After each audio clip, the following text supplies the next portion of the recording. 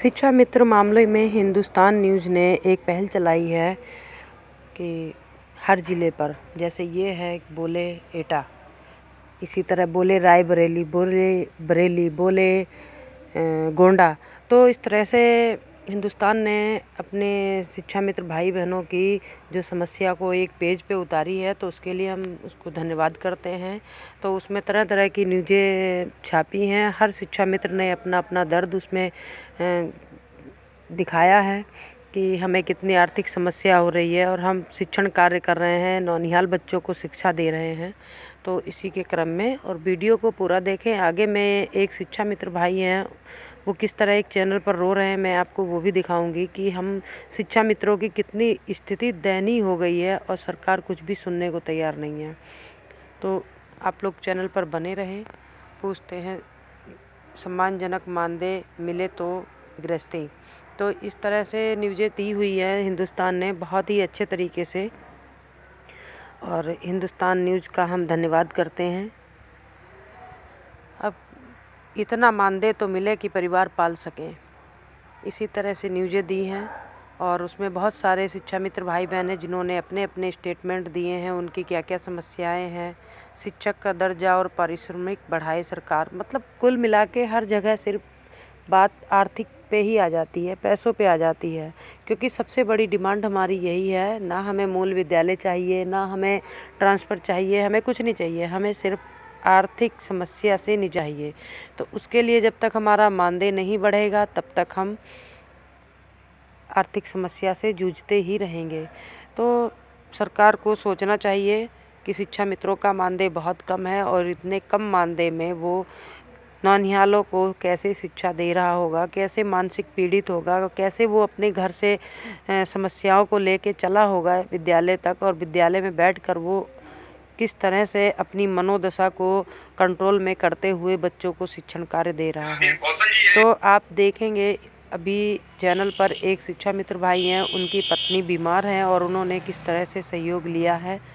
तो आप लोग वीडियो को पूरा देखें और वीडियो को लाइक करें और शेयर करें, और जो भी भाई हमारे हैं उनकी सहायता भी करें। तो वीडियो को देखते रहिए आप लोग और कमेंट करिए, वीडियो पर लाइक कीजिए। या फिर तेजपाल जी हैं, जहां से भी रास्ता बन सकती है, वो केवल एक सूत्री कार्यक्रम हो। क्योंकि पिछली बार मुझे ये भरोसा था कि कौशल जी के सूत्र काम कर जाएंगे, लेकिन उसी दिन कुंभ में हादसा होना था, कुंभ का व्यवधान होना था। तो चलिए सर, वो सभी लोग लगे हैं, उन सारे अपने अभिभावकों से कहा गया है, जो भी माननीय जनप्रतिनिधि हैं, उनसे एक बार पुनः निवेदन कल से ही प्रारंभ हो गया है और शीघ्र ही वो परिणाम होगा। वार्ता भी शुरू है और वार्ता कौशल जी ने भी का सूत्र भी चल रहा है। हमने आदरणीय शर्मा जी से भी कहा है और लोगों से कहा गया है, प्रमुख सचिव महोदय से बात होगी, मुख्यमंत्री जी के सचिव चौहान साहब से भी बात होगी। तो ये एक सिस्टम बनेगा और माननीय मुख्यमंत्री जी को इस बार मेरी कोशिश होगी कि हम लोग मंत्री जी के साथ मिलें तो ज्यादा बेहतर होगा। तो माननीय मंत्री जी को भी कोशिश करेंगे, जहां से भी मुझे रास्ता दिखेगा उस रास्ते के साथ मैं माननीय मुख्यमंत्री जी तक पहुंचूंगा। अब जितना समय पहुंचने में लगे उतना हमारे साथी प्रतीक्षा करें और हो सकता है कि माननीय मंत्री जी के मिलने से ही काम हो जाए। तो माननीय मंत्री जी से मिलेंगे, उन्होंने कहा भी था कि चुनाव के बाद मैं माननीय मुख्यमंत्री से मिलूंगा। तो अब वो हम लोगों के प्रकरण पर मिलेंगे, मिलने के बाद जो भी निर्णय होगा उस पर हम लोग आगे बढ़ करके काम करेंगे मिश्रा जी। और मैं पुनः अपने साथियों से यही निवेदन करूंगा कि हम तो प्रयासरत हैं ही, और वो ताकत आपकी ही है। आप जितनी मजबूती के साथ मेरे साथ खड़े हैं, जितना ताकत आप देंगे उससे 2 गुनी नहीं 4 गुनी ताकत के साथ हम लोग कोशिश करेंगे कि शीघ्रता के साथ काम हो, जिससे ये जल्द त्वरित का शब्द खत्म हो और वो दिन आए कि हमारे लोगों के चेहरे पर मुस्कान। बिल्कुल ठीक है बात, और मुस्कान होगी केवल आर्थिक सहयोग। आर्थिक हालात जब संभलेंगे तभी केवल लाभ होगा, वरना एक अमित सिंह नहीं, एक राकेश कुमार नहीं, सैकड़ों की तादाद में पीड़ित है। कहां तक उन लोगों को संभाला जाएगा? सबके सामने समस्याएं। अभी शुक्ला जी आप भी कह रहे थे कि बड़ी तादाद में लोगों की बेटियों की शादी है, क्योंकि शादी का महीना चल रहा है, हिंदुओं के ये पर्व है शादी का। ऐसे में बहुत लोगों की बच्चियों की शादी है, किसी की बीमारी है, परेशानी है, लेकिन उस बीमारी परेशानी सबका सबब है केवल रुपया। रुपया हाथ में होता है तो कोई समस्या नहीं है, और रुपया बन नहीं पा रहा है। तो कम से कम अमित जी कुछ कहना चाह रहे हैं, शुक्ला जी आपसे वो बार बार आ रहे हैं लेकिन वो जुड़ नहीं पा रहे हैं। आ गए हैं तो एक बार उनकी बात जरूर सुन लीजिए, क्योंकि बिल्कुल कोई कह लेता है तो उसका मन हल्का हो जाता है। जी अमित जी, जल्दी से कह लीजिए, चूंकि नेट स्लो है आपका।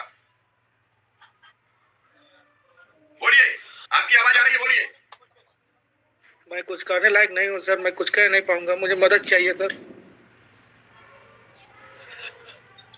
अमित जी, मैं फिर आपसे कह रहा हूं कि मनोज सिंह चंदेल, संजय पांडे से आप देवरिया में संपर्क करिए।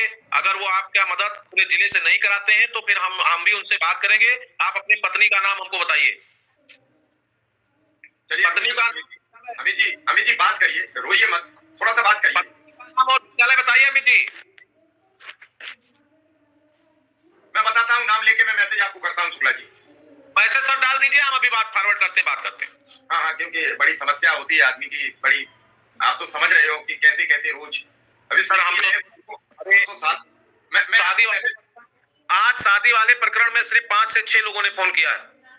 आज सिर्फ शादी के प्रकरण में कहां से लाए पैसे, कहां से चढ़ाए तिलक, कहां से खरीदे कपड़ा। लेकिन अब सबको संतुष्ट करना है, सबको संतावना देना है और सबकी कहीं ना कहीं से मिश्रा जी कोई प्लेट नहीं है, सरकार की तरफ से कोई सहयोग नहीं है, सरकार की तरफ से कोई धनराशि नहीं है, लोन मिल नहीं सकता है, लोन आदमी का बैंक में हो नहीं सकता है। इन तमाम समस्याओं से हम लोग जूझ रहे हैं। लेकिन अब उसके लिए जब तक कोई प्लेटफॉर्म नहीं तैयार होगा तब तक हम लोग कोई ऐसा काम नहीं कर सकते। हमारे जितने भी सक्रिय जिला अध्यक्ष साथी हैं, ब्लॉक अध्यक्ष साथी हैं, सक्रिय साथी हैं, उनके संपर्क में जो भी रहा है, जिसने संगठन के साथ कदम से कदम मिलाकर चला, आप समझिए अगर वो उनके पास जाते हैं तो हमारे साथी सहयोग पूरे प्रदेश में कर रहे हैं। इसके लिए तो मैं अपने साथियों को बधाई देता हूं कि बगैर हम लोगों को बाद में बताते हैं कि सर यहाँ ये समस्या हो गई है, अध्यक्ष जी यहाँ ये दिक्कत है, लेकिन पूरी ताकत और पूरी निष्ठा से मैं अपने पूरे जिला अध्यक्षों से आपके चैनल के माध्यम से निवेदन करता हूं कि बीमारी में और शादी में आप लोग पूरी निष्ठा से सहयोग करिए। यथासंभव किसी के पास कोई प्रतिबंध नहीं, जितना जिसका संभव हो, और जहां ब्लॉक में समन्वय बन पावे वहां आप अध्यापक और शिक्षा मित्र अनुदेशक सहित एक पूरी टीम बनाइए और सबका सहयोग करिए। हम लोगों के यहाँ सर 2001-2 में हम लोग आए और 2003 से ही एक टीम बनी हुई है हमारे व्यक्तिगत ब्लॉक की मैं बात करता हूँ। और ऐसी ऐसी स्थितियां आई हैं कि 12-12 लाख रुपया इकट्ठा करके हम लोगों ने लोगों का इलाज करा लिया, लोगों के घरों में पैसा पहुंचा दिया। और व्यक्तिगत शिक्षा मित्र आज तो बहुत बड़ी बात है, हम लोग 2004-5 से लगातार जितने भी साथी हमारे बीच में, चाहे उनके परिवार में कोई गया तो हम ऐसा एक दिन वो था कि जब 30,000 रुपया दिए थे तो बहुत बड़ी रकम थी। एक बार हम लोग कहीं, हमारे साथ एक साथी लोग मिश्रा जी जेल में बंद थे और जब उनका सड़क दुर्घटना में मृत्यु हुआ तो मैं उनके घर 25,000 रुपया लेकर के गया था। तो उस समय उनका पूरा गांव इस बात के लिए दांच दे रहा था कि कम से कम, जब हमारा तनख्वाह 2250 रुपया था तो लोग कह रहे थे कि कम से कम ऐसे लोग हैं, ऐसे जिलाध्यक्ष हैं, ऐसे संगठन के लोग हैं कि देखिए 25,000 रुपया ला करके दे गए। हम अपने जिले में होमगार्ड संगठन के साथियों को ये सलाह दिए, आज होमगार्ड भी घर घर जहां कहीं घटना होती है होमगार्ड के साथी भी पैसा देते हैं। तो एक जिले की यूनिटी होनी चाहिए। अब हमारे यहाँ तो शिक्षक, अनुदेशक, शिक्षा मित्र सारे लोग पैसा दे रहे हैं, यानी खंड शिक्षा अधिकारी को भी हम लोग शामिल रखते हैं, वो भी बराबर सहयोग करते हैं, ब्लॉक का कर्मचारी भी सहयोग करता है और इकट्ठा होकर के पैसा एसडीआई के साथ संगठन के प्रतिनिधि जाते हैं, उसके घर देते हैं। तो एक ये प्रक्रिया हो तब तक एक प्लेटफॉर्म हम देंगे और निश्चित रूप से देंगे। उसमें स्वविवेक होगा, कौन करेगा, कौन कैसे सहयोग करेगा कि नहीं करेगा, और वो पूरी पारदर्शिता के साथ हम एक प्लेटफॉर्म लोगों को देंगे। अब चूंकि बहुत मन व्यथित है तो इसी में हम कम खाएंगे, पूरे प्रदेश के साथियों से कहेंगे कि एक दिन खाना मत